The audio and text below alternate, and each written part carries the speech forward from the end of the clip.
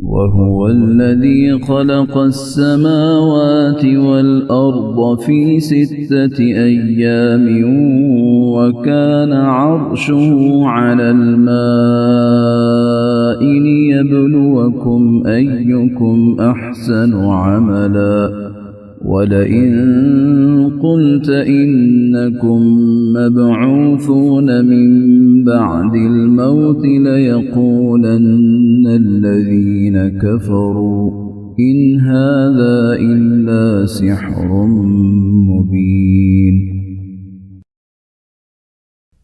And he it is who created the heavens and the earth in 6 days, and before that his throne was upon the water, that he may test you who of you is better in conduct.